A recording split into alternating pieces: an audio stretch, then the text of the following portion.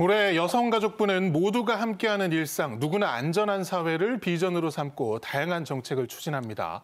양육비 선지급제 시행, 또 아이돌봄 서비스 확대, 딥페이크 성범죄 대응 등 3대 핵심 과제를 중심으로 실질적인 변화를 만들어가겠다는 계획인데요. 새해 여성가족부 주요 업무 추진 계획을 여성가족부 신영숙 차관과 이야기 나눠보겠습니다.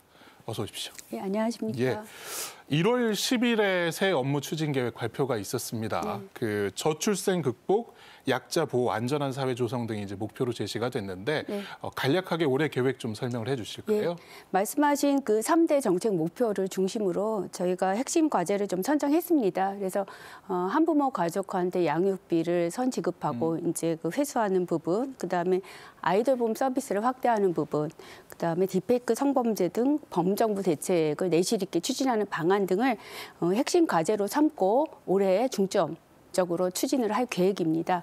뭐 상세하게 좀 말씀드리면 양육비 선지급제는 작년 10월에 법적 근거가 마련이 됐습니다. 그래서 올해 7월부터 본격적으로 시행하는 제도인데요. 아직 아무도 가보지 않은 제도입니다. 예. 이게 중위소득 150% 이하의 채권이 있는데 양육비를 받지 못하는 한부모 가구한테 자녀가 성인이 될 때까지 월 20만 원의 그 양육비를 지급을 합니다, 국가가. 그다음에 나중에 추후에 비양육자인 채무자에게 회수하는 제도이거든요. 그래서 굉장히 복잡한 제도입니다. 그래서 이 부분을 하기 위해서는 지급과 또 회수에 걸치는 여러 가지 그 일련의 절차를 완결해야 되거든요. 그래서 그 부분을 준비하기 위한 통합 전산 시스템을 한창 지금 구축 중에 있습니다. 그다음에 아이돌봄 그 서비스는 가정 밖 돌봄 서비스고 특히 맞벌이 가구한테 굉장히 호응을 받고 있는 제도입니다. 올해에는 정부 지원 소득 기준을 저희가 작년에는 150% 이하였거든요. 근데 올해는 200% 이하 가구까지 확대가 됩니다. 그리고 다자녀 기준이 3명이었는데 2명으로 그 기준도 완화가 되고요. 그다음에 이제 손자녀 중에 경증 장애가 있는 조부모한테는 돌봄 수당도 지급하는 등 지원을 확대해서 그 보편적인 이 돌봄 서비스로 그 지원을 할 예정입니다. 그다음에 이 아이돌봄 서비스가 특히 수요가 제일 집중하는 시간대가 등하원 시간대예요.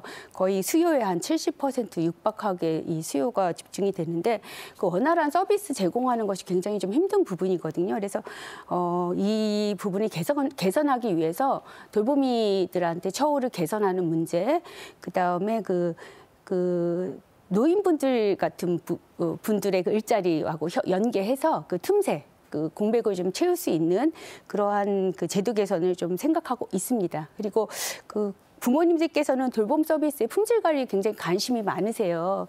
요즘에 뭐 아이 학대에 대한 또 보도도 있고 그래서 걱정이 많으시잖아요. 그래서 아이돌봄 국가 자격제, 또 민간 서비스를 하고 있는 곳에 등록제 등 이런 부분도 제도를 도입할 그런 예정입니다. 그다음 마지막에 이제 핵심 과제로 말씀드린 디지털 성범죄 관련해서 말씀드리겠습니다. 작년에 딥페이크 등 이제 온라인 성범죄 때문에 굉장히 국민들의 우려가 많으셨습니다. 최근에는 또 텔레그램을 이용한 목사방, 소위 목사방이라는 디지털 성범죄로 또 충격을 받으셨잖아요. 그래서 작년 11월에 관계 부처가 합동으로 이 대응 방안을 마련했습니다. 여성가족부는 피해 그 보호 지원을 위한 주무 부처입니다. 그래서 이런 그 대책들이 차질 없이 이행해 나갈 수 있도록 저희가 만전을 기하겠습니다. 예. 그 하나하나 이제 좀 짚어보도록 하겠습니다. 양육비 선지급제 말씀해 주신 것처럼 지난해 이제 법적 근거가 마련이 됐고요. 올해 7월에 본격적으로 시행이 됩니다. 그 운영을 위해서 독립법인이 출범을 했는데 양육비 이행관리원이라고요. 이제 이 외에도 좀 어떤 절차들이 남아 있는지 좀 소개를 해주실까요? 예, 작년 9월에 양육비 이행관리원이 그 새로운 독립법인으로 이 업무를 전담할 신설 기구로 설립되었습니다. 굉장히 어렵게 출범을 하였습니다. 그래서 그 양육비 이행관리원이 잘 업무를 할 수 있도록 정원도 확보하고, 그다음에 올해 예산이 대략 한 13,500여 명 정도의 자녀한테 지원이 될 걸로 예측을 하고 있거든요. 그래서 그 관련된 예산 162억 원도 반영이 돼 있습니다. 그다음에 아까 말씀드린 대로 이게 좀 복잡한 제도입니다. 그 양육비를 원하시는 분이 신청을 하면 이 부분의 그 선정에 대한 것들을 업무를 하고, 그다음에 지원을 한 다음에는 회수까지 원스톱으로 해결을 해야 되는 부분이 있거든요. 그래서 전산 시스템, 구축하는데 시스템을 구축한 후에는 관계 부처와 이 자료에 대한 그러한 연계가 또 필요합니다. 네. 그래서 그런 작업들을 한창 지금 협의 중입니다. 그리고 하위 법령으로 운영을 하기 위해서는 좀 필요합니다. 법적 근거가 작년에 마련이 되긴 했지만 그래서 그런 실무 기준들을 지금 운영 준비를 하고 있고요. 7월이면 얼마 남지 않았습니다. 그래서 차질 없이 준비하도록 저희 직원하고 그다음에 양육비 이행 관리원 직원 모두 열심히 준비를 하고 있습니다. 예. 그 양육비 선지급제 결국은 이 한부모 가정 어린이들에게 이 금전적인 공백이 없도록 하기 위한 제도인데 무엇보다 중요한 것이 이제 예산으로 지원을 하고 나서 구상권을 다른 이제 양육비를 지급한 부모에게 행사를 해야 합니다. 이거를 돈을 걷어들일 수 있는 방안 좀 어떻게 준비가 되고 있나요? 예, 말씀하신 부분이 굉장히 중요합니다. 왜냐하면 이 양육비를 보장해 주어서 안정적인 성장을 지원한다는 그 단순히 복지의 그런 개념 이상으로 비양육 부모에게 국가가 먼저 지급한 양육비를 반드시 회수하는 절차를 거쳐서 이 양육에 대한 책임 이런 부분들에 대한 것들을 이 제도에서 잘 구현을 해야지 제도의 완결성이 완성되는 부분이거든요. 그래서 작년에 이 회수를 위한 여러 가지 좀 사전 작업을 했습니다. 양육비 이행법을 10월에 개정을 했는데 거기에서 이제 채무자의 동의 없어도 재산을 조회할 수 있는 그 강력한 법적 장치가 마련이 되었습니다. 이전에는 그 법원을 통해서만이 이런 재산 조회라든가 재산 명시를 좀 확인할 수가 있어서 이 관련된 이 절차를 하는 데만 해도 4개월에서 6개월이 소요됐습니다. 그 와중에 여러 가지 이제 악의적인 여러 가지 또 그 상황이 발생했기 때문에 굉장히 안타깝고 비효율적인 측면이 있었던 것입니다. 근데 법을 개정함으로써 신속하게 금융재산이 필요하다면 압류까지도 이루어질 수 있고 강제 징수를 할 수 있는 기반이 마련되었습니다. 그 외에도 뭐 가상자산 같은 부분도 이제 많이 좀 생길 거잖아요. 그래서 가상자산을 압류하는 부분. 그다음에 개인별로 소득 재산을 좀 분석해야 됩니다. 그래서 맞춤형 회수를 어떻게 할 건지에 대한 그런 전문성도 저희가 키우고 있고 회수를 하기 위한 전자고지 시스템 이런 부분도 도입을 할 예정입니다. 이렇게 강력한 저희가 절차를 마련한다면 그 회수율 제고를 위해서 굉장히 효과적일 수 있다라는 그런 생각이 듭니다. 예. 지난해 정부가 사실 인구 비상사태 선언을 했었습니다. 예. 저출생 문제 사회 전반에 상당한 문제를 일으킬 수 있는 상황인데 다행히 최근에 조금씩 반등을 하고는 있긴 합니다만 여성가족부 차원에서 이 저출생 대응을 위한 정책들은 어떤 게 있을까요? 예, 세 가지 키워드를 말씀드리고 싶어요. 일가정 양립이 되어야 된다. 돌봄이 중요하다. 그다음에 가족 기능이 회복되어야 된다라는 부분이 저희 생각입니다. 그래서 먼저 일가정 양립을 위해서는 저희가 2008년부터 기업 내에 가족 친화 문화 조성을 유도하는 가족 친화 인증 제도를 운영하고 있습니다. 예. 작년에 기준으로 인증받은 그 기업들이 6,500여 개가 넘습니다. 근데 중소기업 같은 경우는 특히 적은 인원하고 비용 부담이 많이 되는 부분이 있거든요. 그래서 가족 친화 제도 활용이 어려운 측면이 있었습니다. 그래서 올해는 이런 중소기업들의 진입 장벽을 좀 낮춰야 된다. 이런 제도 개선을 좀 하려고 하고 있고요. 그래서 뭐 예비 인증제를 먼저 도입을 한 다음에 들어올 수 있도록. 그다음에 많은 기업들이 참여할 수 있는 인센티브가 있어야 됩니다.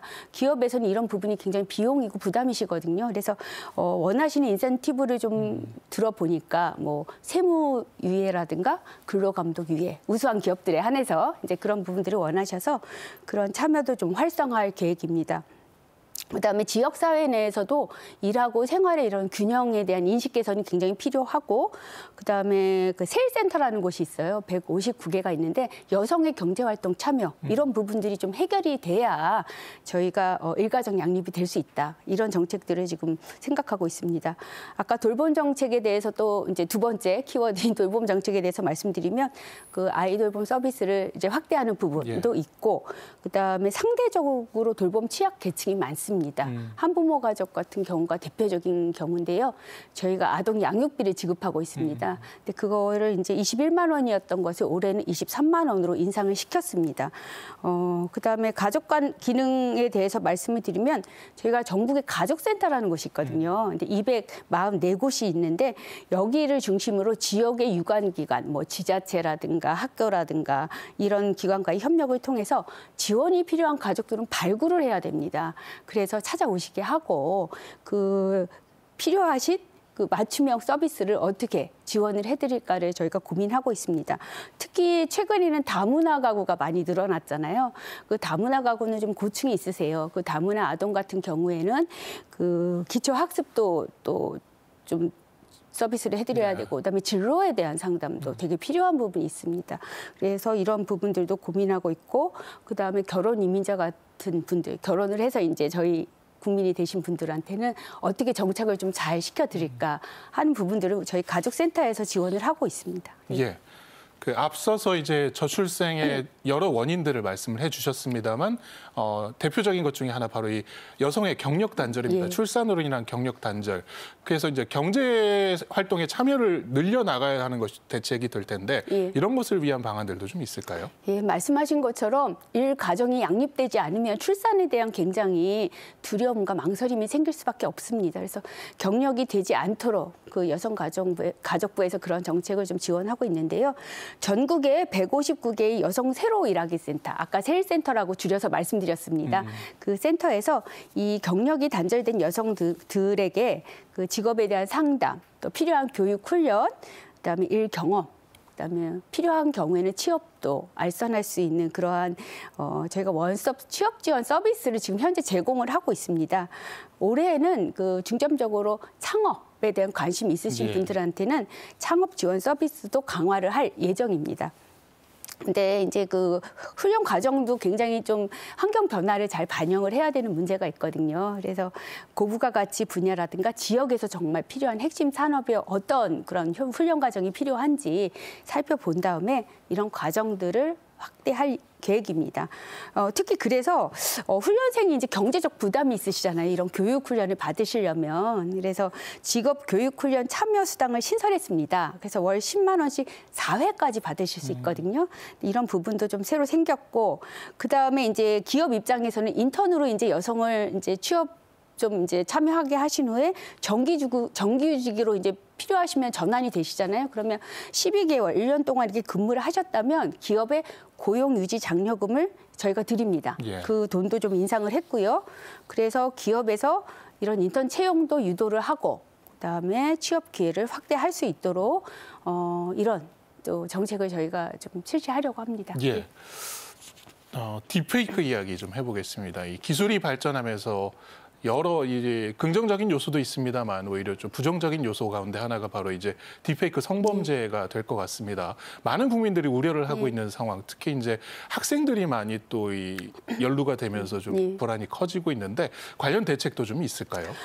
예, 말씀하신 것처럼 말씀만 들어도 저도 마음이 무겁습니다. 지금 AI하고 딥페이크 기술이 발달되면서 손쉽게 이 성적인 허위 영상물을 이제 만들 수가 있잖아요. 그걸 또 SNS라는 거 통로를 통해서 빠르게 확산을 시킬 수 있고, 그다음에 이제 작년에 또 굉장히 사회적 이슈가 됐던 게 이게 유명인한테만 해당되는 문제가 아니고 일반인까지도 피해 대상이 늘어나가지고 굉장히 국민들이 충격을 받은 지금 사실이 있습니다. 그래서 정부가 이 효과적인 대응을 위해서 이게 한 부처럼만 해결하기는 굉장히 어려운 대책이거든요. 그래서 작년 11월에 관련 그 대응 방안을 발표했습니다. 근데 여성가족부의 역할은 이 중에서 피해자를 보호하고 지원하는 역할이거든요. 그래서 이런 신속한 피해 구제 방안을 마련해서 대책에 포함을 시켰고요. 그 구체적인 그 방안을 말씀드린다면은 그 신속한 탐지를 먼저 해야 됩니다. 이게 허위 영상물이라는 거. 그다음에 피해자들에 대한 2차 피해를 방지하는 것이 굉장히 중요하거든요. 그래서 이게 AI 기반으로 딥페이크 성범죄 탐지 시스템을 도입하고 필요한 경우에는 피해자의 신상 정보도 삭제 지원을 할 계획입니다. 예.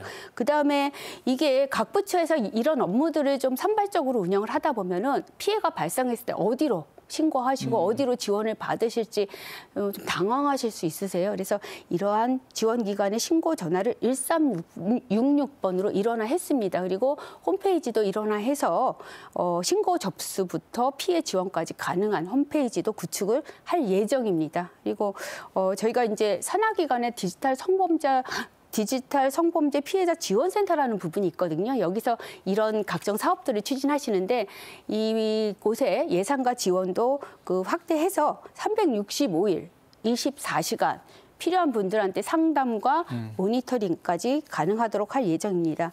그 외에도 저희가 이제 지역의 디지털 성범죄 피해자 지원센터가 서울, 경기, 인천, 부산 지금 4곳에 있거든요. 그래서 이 부분도 좀 확대해야 피해자가 발생했을 때 근접성을 좀 확보할 수 있기 때문에 그것도 확대를 할 계획입니다.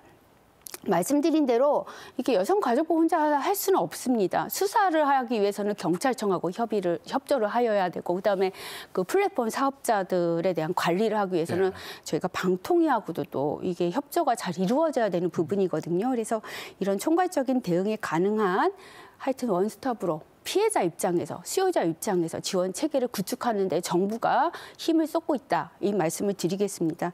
그 외에도 예방이 제일 중요하겠죠. 그래서 예방할 수 있는 컨텐츠를 지속적으로 개발하고 보급을 어떻게 잘할 것인가 이런 고민을 지금 하고 있고 작년에 범부처가 굉장히 어렵게 이 대책을 수립했거든요. 여러 부처가 모여가지고 이 일을 만들기까지 얼마나 노력이 필요했겠습니까? 그래서 이런 것들 세워진 대책을 잘 저희가 실시할 수 있도록 지속적인 점검과 보완도 더 필요한 부분이다. 이런 말씀을 드리고 싶습니다. 예.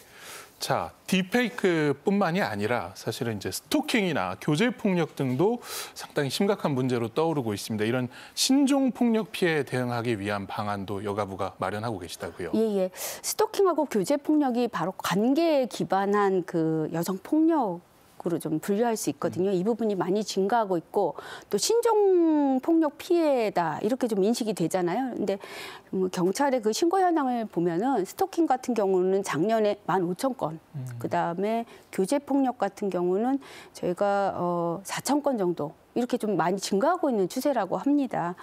교제 폭력 같은 경우는 연인 등 좀 친밀한 관계에서 발생하기 때문에 상대적으로 초기에 발견하기가 어렵습니다. 근데 이게 좀 시간이 지날수록 중범죄로 이렇게 발전하는 경향이 있거든요. 그래서 조기에 빨리 개입을 하면 피해자의 피해를 좀 막을 수 있는 그러한 범죄이기 때문에 작년에 6월에 이것도 관계부처가 저희가 모였습니다. 그래서 피해자 보호 지원 강화 방안을 수립을 했는데 만약에 여성 범죄가 이렇게 발생했을 때 112로 일단 신고하시잖아요. 그러면 그 피해자한테 필요한 상담이라든가 지원 같은 경우는 연계가 됩니다. 여성가족부에 아까 말씀드린 1366번이 있거든요. 그래서 연계가 되면은 각종 필요한 이제 지원을 받을 수 있고 그다음에 경찰하고 연계가 된 부분은 이제 CCTV를 설치해서 주거지에 수차를 강화한다든가 또 고위험 피해자로 예측되는 분들한테는 신변보호 조치도 할 수 있도록 그렇게 할 예정입니다. 그리고 아까 말씀드린 대로 초기에 좀 발견하기 어렵다라는 어려움을 말씀드렸잖아요. 그래서 교제폭력 진단 도구를 개발 보급할 계획인데요. 이렇게 되면 조기에 이 부분이 피해인지 아닌지를 좀 활용할 수 있는 현장에서 좀 진단 도구거든요. 그래서 그런 것들도 저희가 이제 지원할 계획입니다. 그다음에 스토킹 범죄 같은 경우는 이게 폭행하고 살인같이 강력 범죄로 발전이 돼서 작년에 사회 문제가 굉장히 됐고 또 여러 또 심각한 범죄에 대해서 하여튼 보도가 되는 대로 좀 믿기 어려울 정도로 충격을 받았는데요. 저희가 여성가족부가 2023년에 관련 법률을 제정을 했습니다. 그래서 이제 그 법에 근거해서 신변 위협을 느끼신다고 그러면 긴급 지원도 제공을 하고 있고요. 주거 지원, 그다음에 치료 회복 프로그램도 지원하는 등 저희가 또 필요한 조치를 하고 있습니다. 또 하여튼 이렇게 말씀드린 대로 최근에 신종 폭력 피해가 피해 유형이 좀 다변화되면서 복합적이다. 이런 특징을 가지고 있기 때문에 피해자 입장에서 보면은 이 피해가 발생할 때마다 이 기관 저 기관 찾아다니면서 이렇게 좀 호소하고 지원을 요청하는 거는 굉장히 어려운 일이거든요. 그래서 저희가 1366 아까 전화번호 말씀드렸잖아요. 그래서 통합지원단을 이제 발족을 했는데 한 곳에서 피해자가 필요한 보호라든가 법률 지원이라든가 그다음에 또 자립을 위한 뭐 상담이라든가 이런 서비스들을 제공하고 있고 올해 11개 시도로 이 된 통합지원단을 저희가 확대하고자 합니다. 이외에도 또 뭐 다른 좀 마음이 어둡지만 좀 말씀을 드리겠는데요. 그 성폭력 피해 아동에 대한 지원도 굉장히 필요합니다. 이게 이제 자립을 해야 되는 부분에 대해서 신경을 많이 써야 되는 부분이 있는데요. 지원금을 이제 올해 500만 원이었거든요. 기존 그래서 1,000만 원 2배로 인상했습니다. 예. 그다음에 자립 지원 수당이 필요한 경우에는 5년간 월 50만 원씩 최대 받으실 수 있도록 했고 그다음에 청소년 성보호법도 개정해서 아동 청소년 대상 여러 이제 그루밍 범죄가 온라인에서만 처벌을 받았거든요. 그동안 오프라인까지도 처벌을 할 수 있도록 저희가 개정을 올해 할 계획입니다. 예. 그리고 여성가족부가 사실 청소년 문제 관련 주무부서이기도 합니다. 그 가정밖 청소년 등 이 위기 청소년들이 좀 건강하게 자립할 수 있도록 이끄는 지원 방안도 좀 마련 중이시라고요. 예, 가정밖 청소년의 그 규모를 추산한 통계가 있어요. 한 5만 6천 명 정도로 추산을 하고 있는데 왜 가정밖 청소년이 되었는지 원인 분석을 하면 가족 간의 갈등이 70% 이상입니다. 그만큼 이 가정밖 청소년은 가족의 보호나 지원을 받기 굉장히 어렵고 그다음에 가정으로 돌아가기도 좀 쉽지 않은 상황이거든요. 그래서 이 어떻게 건강하게 성장할 수 있도록 지원하는 데 초점이 맞추어져야 된다고 생각하고요. 그 필요한 부분이 경제, 주거, 교육, 취업 등 다양한 부분이기 때문에 여성가족부에서는 이제 자립지원 수당을 지급하고 있긴 합니다. 그런데 이게 마찬가지로 이 부처 혼자서 할 수는 없고요. 여성가족부가 플랫폼이 돼서 각 부처에서 필요한 이런 사업들을 잘 연계해주는 역할을 해야 된다고 저는 이제 생각을 합니다. 네. 이제 뭐 예를 들면 주거 같은 경우는 국토부에서 하는 그 임대주택 있잖아요. 그 선정 대상에 지원을 하게 한다든가 교육부에서 하고 있는 뭐 장학금 기숙사 이런 선정 대상이 되어야 한다든가 이런 식으로 저희가 굉장히 그 다른 부처하고 긴밀한 협력이 필요한 그 과제다. 그다음에 잘 지원을 해야 된다. 이 말씀을 드리고 싶고요. 여성가족부에서는 청소년 쉼터를 설치해서 운영하고 있어요. 이제 이 가정밖 청소년을 보호하기 위한 시설입니다. 저희가 총 139개소가 있거든요. 그래서 여기서 이제 보호를 하고 있고 그다음에 필요한 경우에는 직업교육 훈련비라든가 자립지원 수당 같은 것들을 제공을 하고 있습니다. 그리고 이때 민간의 또 이 협력이 굉장히 필요한 부분인데요. 지난 설에 SK텔레콤에서 온누리 상품권을 마련해 주셨어요. 그래서 1,400여 명의 이 가정밖 청소년한테 지원을 해서 굉장히 그 민간에서 그 협력을 해주신 좀 훈훈한 사례라고 생각해서 지금 말씀을 좀 드립니다. 예, 그리고 또 하나 청소년에 대해서 좀 우려되는 부분을 말씀드리면 마음 건강 문제 관련된 얘기입니다. 이게 빨리 발견해서 지원하는 것이 중요한데 우리나라 10대 우울증 환자가 7만 6천 명이 넘는다고 하고요. 자살자 수도 꽤 많다고 제가 들었거든요. 근데 여성가족부에서는 청소년 상담 복지센터를 운영하고 있습니다. 그래서 이런 고위기 문제가 있는 청소년 같은 경우에는 전문가한테 집중 그 상담 클리닉을 받으실 수도 있어요. 그다음에 아까 말씀드린 240개의 청소년 상담 복지센터와 또 청소년 그 전화가 있습니다. 상담 번호 1388입니다. 이거는 아까 1366이었죠. 예. 그래서 1388번을 중심으로 지역이 적극적인 관심을 가져주셔야 돼요. 학교라든가 경찰서라든가 보건소 이런 곳에서 잘 연계를 해주셔가지고 그 청소년들한테 필요한 맞춤형 서비스를 지원하고자 합니다. 예, 많이 도와주십시오. 예. 그 양육비를 지원받을 수 없는 아동, 그리고 경력 단절 여성, 그리고 가정밖 청소년 등 어떻게 보면 사회적 약자라고 할 수 있는 분들의 든든한 버팀목 역할을 해 나가고 계십니다. 국민들께 마지막으로 하시고 싶은 말씀 있으시면 부탁드립니다. 오늘 국민 여러분께 여성가족부의 정책을 설명드릴 수 있는 기회를 주셔서 굉장히 감사합니다. 제가 현장에 많이 가보면 정말 사회의 약자 지원을 위해서 정부가 세심한 정책이 필요하다라는 것을 느낄 수 있었습니다. 여성가족부가 운영하는 시설이 많습니다. 여러분들도 주변에서 보시면 뭐 가족센터라든가 청소년 지원 시설 같은 곳들을 발견하실 수 있으실 거예요. 필요하신 경우에 이용을 하시면 좋겠고요. 아까 말씀드렸던 여성 긴급전화 1366번, 그다음에 청소년 상담 1388번을 꼭 기억해 주시기 바랍니다. 여성가족부는 여성과 청소년과 가족 등 우리 사회에 어려운 분들이 의지할 수 있는 든든한 버팀목이 될 수 있도록 최선을 다하겠습니다. 감사합니다. 예, 감사합니다. 지금까지 여성가족부 신영숙 차관과 올해 업무 계획에 대해서 이야기 나눠봤습니다. 오늘 말씀 고맙습니다. 감사합니다.